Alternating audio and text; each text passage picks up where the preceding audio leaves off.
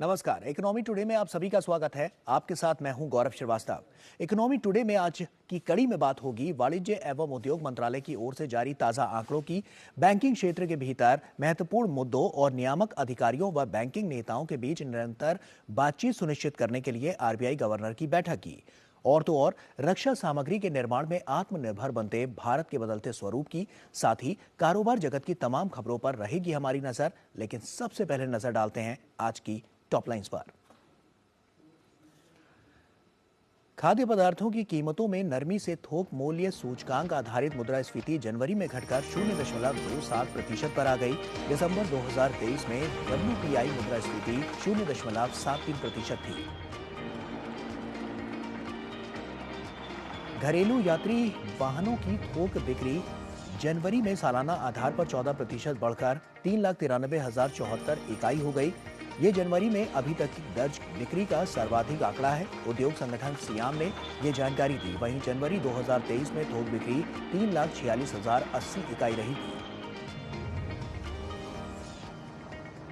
RBI ने master card व visa जैसे कार्ड नेटवर्कों को कॉरपोरेट व छोटे उद्यमों की ओर से वाणिज्यिक कार्ड से किए जाने वाले भुगतान को रोकने का निर्देश दिया है। अन्य बिजनेस आउटलेट पर हो रहे लेन देन भी अस्थायी रूप से रोक दिए गए हैं, जिन्हें कार्ड भुगतान स्वीकार करने का अधिकार नहीं है। अपने ग्राहक को जाने यानी केवाईसी अनुपालन न करने वाले व्यापारियों को कार्ड के माध्यम से पैसे का भुगतान सही नहीं है। सप्ताह के चौथे कारोबारी दिन आज तेजी के साथ खुले भारतीय शेयर बाजार कल कारोबार के आखिर में हरे निशान के साथ बंद हुए थे सेंसेक्स और निफ्टी।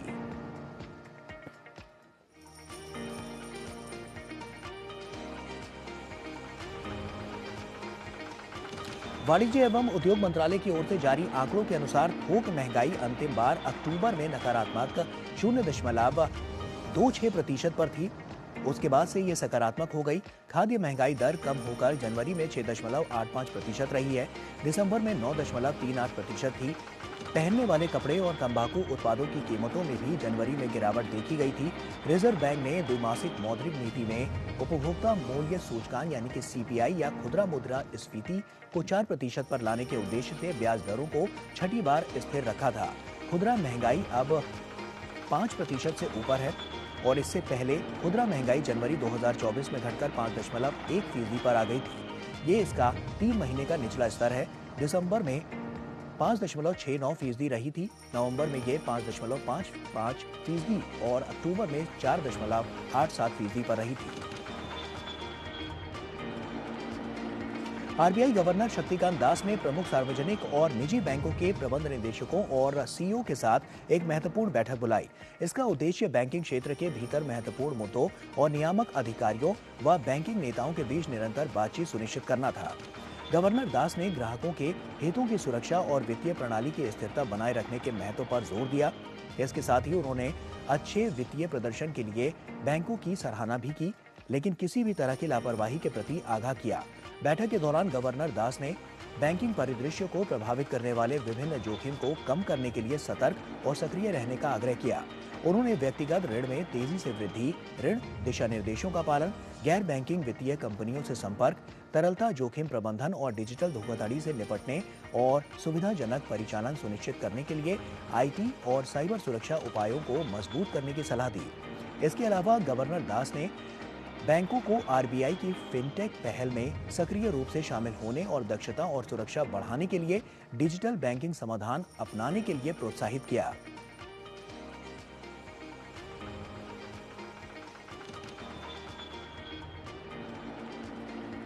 और वक्त यहां पर एक छोटी सी ब्रेक का है, लेकिन ब्रेक के बाद आपको दिखाएंगे कि आज के फोकस में क्या है आपके लिए खास।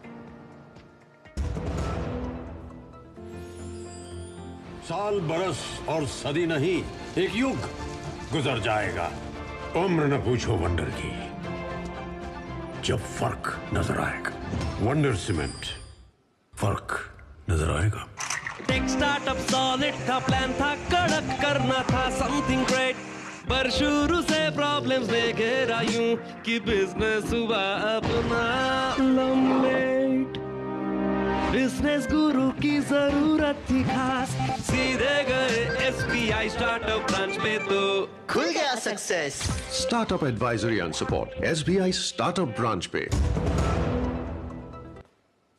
ब्रेक के बाद आपका एक बार फिर से स्वागत है और आइए अब बात करते हैं आज के फोकस की।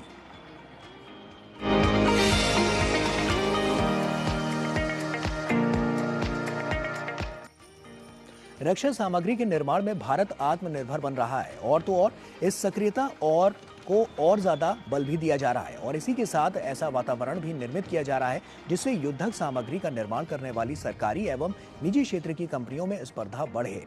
इसी कड़ी में रक्षा मंत्रालय द्वारा सरकारी ई मार्केट प्लेस यानी कि जेम पोर्टल के माध्यम से लेन देन किए गए कुल ऑर्डर मूल्य के मामले में 1 लाख करोड़ रुपए का आंकड़ा पार करके एक बड़ी उपलब्धि हासिल की है।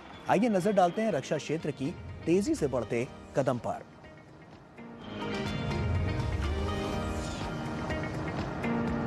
तेजी से बढ़ती अर्थव्यवस्था में तमाम क्षेत्रों का योगदान तो है ही, लेकिन रक्षा क्षेत्र में बीते कुछ सालों में तेजी से इजाफा देखने को मिला है। रक्षा क्षेत्र में आत्मनिर्भर बनने के नजरिए से ठोस नीतिगत फैसलों से तो मदद मिल ही रही है, साथ ही सरकार घरेलू खरीद को प्रोत्साहित कर आयात पर होने वाले खर्च को कम करने में भी जुटी है और लगातार तेजी से इजाफे के साथ इसमें तमाम उपलब्धियां भी देखने को मिल रही हैं। दरअसल रक्षा मंत्रालय ने सरकारी ई मार्केट प्लेस पोर्टल के माध्यम से लेन देन किए गए कुल ऑर्डर मूल्य के मामले में 1 लाख करोड़ रुपए का आंकड़ा पार करके एक बड़ी उपलब्धि हासिल की है। सरकारी ई मार्केट प्लेस को ग्रॉस मर्चेंडाइज वैल्यू यानी कि GMV के रूप में भी जाना जाता है।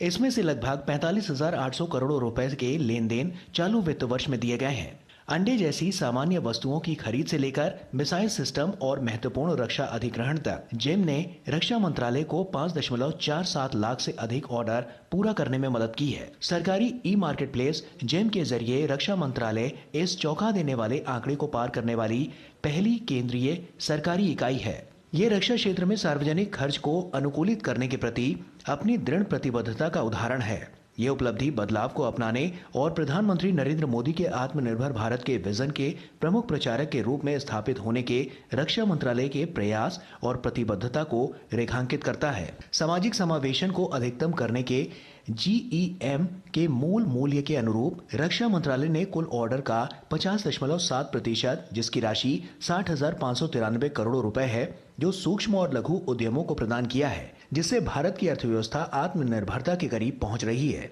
GEM की स्थापना के बाद से रक्षा मंत्रालय से प्रारंभिक रूप से अपनाने वाला रहा है। उत्तर पूर्वी राज्यों, लेह लद्दाख और विभिन्न द्वीप क्षेत्रों जैसे दूर दराज के इलाकों सहित देश भर के लगभग 19,800 रक्षा खरीदारों द्वारा पोर्टल पर रखे गए अपार भरोसे की वजह से रक्षा मंत्रालय ने ये उपलब्धि हासिल की है। इसके अलावा GEM प्लेटफॉर्म पर रक्षा सार्वजनिक उपक्रमों की भागीदारी ने न केवल खरीद को आसान बनाया है, बल्कि बिक्री को भी सुविधाजनक बनाया है, जो खरीद परिदृश्य में एक आदर्श बदलाव का प्रतीक है। रक्षा क्षेत्र को मजबूत और सशक्त बनाने की कवायद तेज गति से जारी है। इसमें तमाम तरह के नए प्रयोग और आत्मनिर्भर बनाने की दिशा में तेज गति से काम जारी है। साथ ही मांग एकत्रीकरण मॉड्यूल जैसी पहलों के माध्यम से GEM सरकारी लेन देन को किफायती बनाना और उसे सक्षम बनाने का काम जारी रखता है और विभिन्न संगठनों में समान उत्पादों के लिए मांग हासिल करके GEM रक्षा मंत्रालय जैसे खरीदारों के लिए बड़ी मात्रा में खरीद के लाभों को अधिकतम कर रहा है, जो सरकारी खरीद प्रथाओं में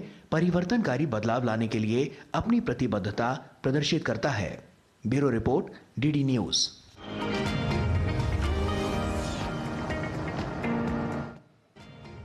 तो देखा आपने कि किस तरह से तेज गति से भारत के रक्षा तंत्र को और मजबूत किया जा रहा है और नए कीर्तिमान, नई उपलब्धियां इसमें शामिल होती जा रही हैं।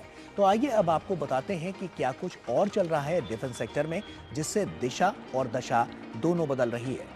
तो रक्षा क्षेत्र में साफ तौर पर रक्षा मंत्रालय ने भारतीय नौसेना और भारतीय तटरक्षक बल के लिए कुल 463 स्वदेशी निर्मित 12.7 मिलीमीटर स्थिर रिमोट कंट्रोल गन यानी कि SRCG के निर्माण और आपूर्ति के लिए advance weapon equipment India limited AWEIL 14 फरवरी 2024 को यानी कि कल अनुबंध पर हस्ताक्षर किए और कुल लागत इसकी 1752.13 करोड़ रुपए है और इन बंदूकों के निर्माण में आपको बता दें कि 85% से अधिक की स्वदेशी सामग्री का इस्तेमाल शामिल है।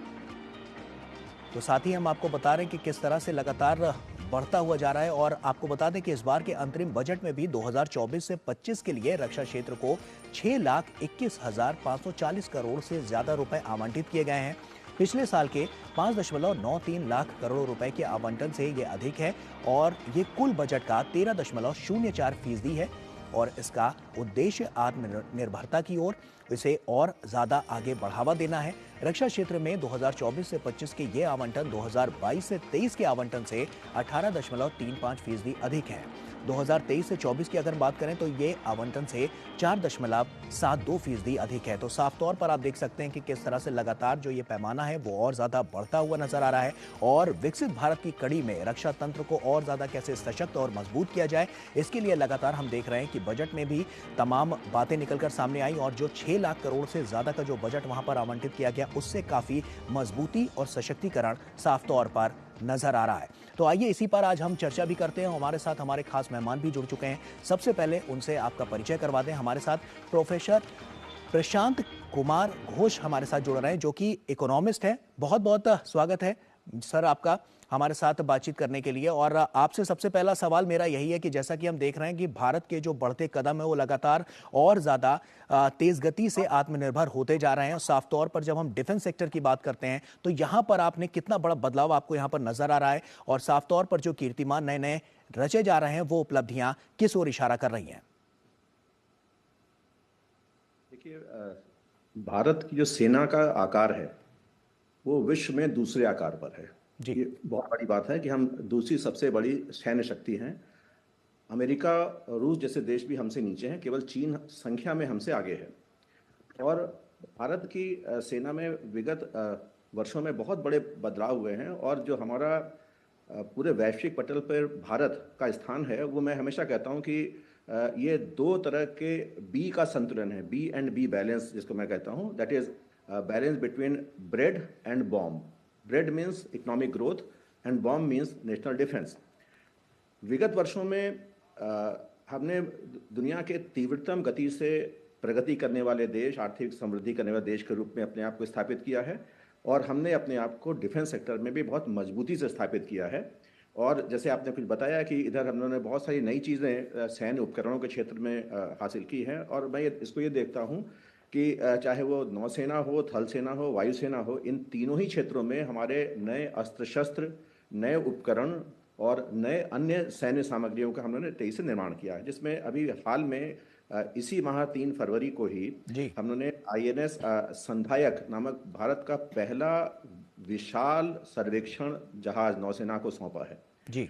हम लोगों ने उग्रम नामक नई राइफल, जो विश्व की सबसे तीव्रतम मारक राइफल है, उसको अभी हाल ही में DRDO ने विकसित किया है। और तेजस मार्क 2 और प्रचंड helicopter, Arjun tank mark MK2, ये सब हमारे बिल्कुल नवीनतम उपलब्धियां हैं। और ये उपलब्धियां हम लोग के समुद्र के नीचे यानी सबमरीन से लेकर आकाश तक है। और हम लोगों ने सैटेलाइट पर भी अपनी वॉर की रणनीति शुरू कर दी है। तो ये तो हिस्सा हमारा ब्रेड एंड बैलेंस का हुआ। जी।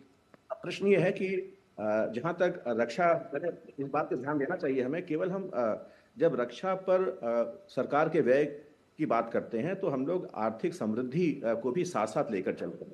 और भारत हाल में विश्व के ऐसे देश के रूप में उभरा है जिसने इन दोनों में बहुत सामंजस्य सफलतापूर्वक स्थापित की है। जैसे आपने बताया कि हम लोगों ने 6 लाख करोड़ से अधिक का आवंटन किया है इस बार रक्षा बजट में, जो पिछले बजट की तुलना में लगभग 5% अधिक है। जी। और हमारी जो करंट वैश्विक स्थिति पर, भौगोलिक और राजनीतिक स्थितियों को देखते हुए, पड़ोसी देशों को देखते हुए, नई चुनौतियों को देखते हुए, क्योंकि जो विश्व इस समय कॉन्फ्लिक्ट के दौर से गुजर रहा है, तो हमें भी अपनी तैयारियां इसके लिए बहुत अधिक करनी पड़ेगी। और इसीलिए आप देखते हैं कि इस वर्ष के रक्षा बजट में लगभग 28% भाग उस व्यय का केवल और केवल पूंजीगत व्यय के रूप में, अर्थात नए अस्त्र शस्त्र उपकरणों को निर्मित करने के रूप में है। जी। और ये कैपिटल एक्सपेंडिचर है वो अगर हम 23-24 से तुलना करें तो लगभग 20% की अधिक वृद्धि हुई है हमारी। तो ये बहुत महत्वपूर्ण वृद्धि है। और ये जो हमारा दो हिस्सा है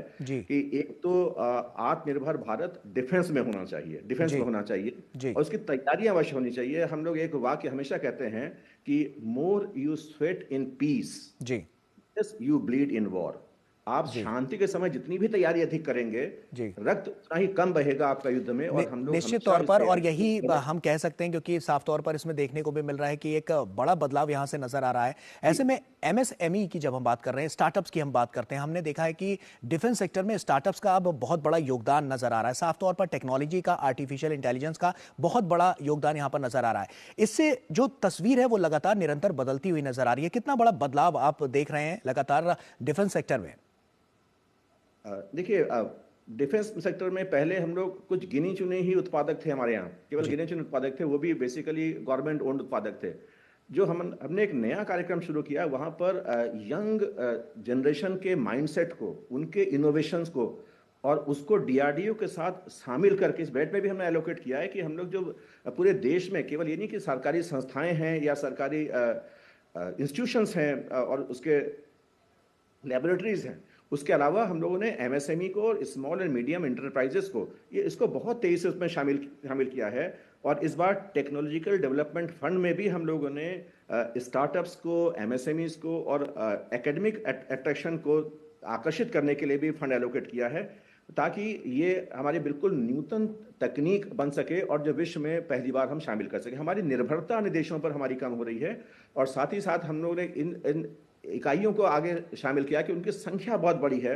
इससे न केवल आर्थिक प्रगति के द्वार खुलेंगे, बल्कि रोजगार के द्वार खुलेंगे, आत्मनिर्भरता के द्वार खुलेंगे। तो इसका डिफेंस के साथ जो तालमेल है वो बहुत अद्भुत है और आकर्षक है। और जो एक नया बदलाव हम डिफेंस सेक्टर में करने जा रहे हैं दशकों के पश्चात, जिसकी हमने रूपरेखा पहले से ही स्थापित कर दी थी, जब हम लोगों ने एक नया सीडीएस का पद सृजित किया भारत में। पहले 3 सेना के प्रमुख होते थे, हमने चौथे प्रमुख के रूप में CDS, chief of defence staff को शामिल किया था। और उसमें हम लोगों ने एक नया कंसेप्ट जो भारत के ला रहे हैं वो है थिएटर कमांड। थिएटर कमांड यानी जॉइंटनेस, यानी army command, air command, naval command, ये तो अपने अपने क्षेत्र में काम करते हैं, लेकिन जो चुनौतियां बढ़ती हुई हमें दिखाई देती हैं, उसके लिए हम एक थिएटर कमांड बना रहे हैं। और उसके लिए भी इन छोटी छोटी इकाइयों का रक्षा क्षेत्र में जो आ रहे हैं, उसका बहुत बड़ा योगदान होगा भारत के लिए। तो theatre command is jointness of all three forces of the armed forces. ये एक नया बदलाव है हमारे लिए। तो ये किस तरह से इसका पैमाना पूरा तैयार किया जा रहा है और किस तरह से इसको पूरा जो डिफेंस सिस्टम है उसमें ये एक अलग तरह की प्रणाली नजर आएगा? और आने वाले समय में जैसा हम देख रहे हैं कि युवाओं की भागीदारी भी बहुत ज्यादा इसमें बढ़ती हुई नजर आ रही है, तो वहां पर उनके लिए किन किन बातों पर सबसे ज्यादा फोकस किया गया है? सबसे ज्यादा फोकस तो है इनोवेशन पे, जैसे मैंने कहा कि नवाचार पे फोकस है। सबसे ज्यादा फोकस अब हम आर्टिफिशियल इंटेलिजेंस पर फोकस कर रहे हैं जी।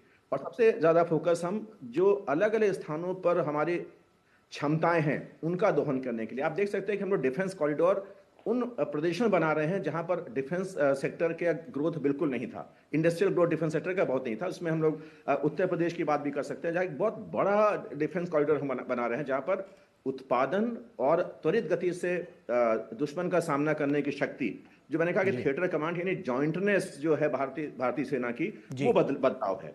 और हमने इधर बॉर्डर पे बहुत फोकस किया है, नॉर्थ ईस्ट पे बहुत फोकस किया है।